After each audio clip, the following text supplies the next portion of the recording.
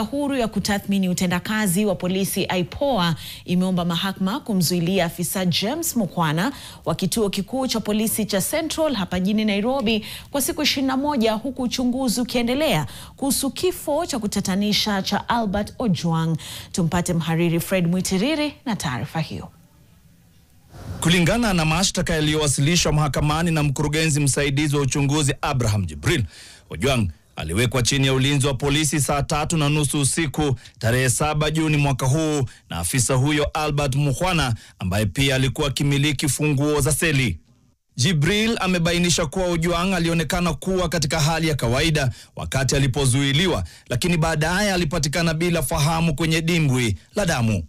Alikimbizwa katika hospitali ya Mbagathi ambapo alitangazwa kuwa amefariki. Hati hiyo ya kiapo inadai kuwa Mukhwana pamoja na maafisa wengine ambao wamejificha huenda waligushi maingizo katika kitabu cha matukio yani OB katika juhudi za kuwahadaa wachunguzi kuhusiana na mazingira ya kifo cha Ojwang. Zaidi ya hapo, IPOA inadai kuwa Mukhwana na wenzake walivamia nyaya za CCTV na kufuta picha kwenye kanda hizo wakidaiwa kuficha kilichojiri baada ya Ojwang kuwekwa kizuizini. Afisa huyo wa polisi anatarajiwa kuwasilishwa kotini wakati wowote kutoka sasa. Frederick Mwitiriri, NTV.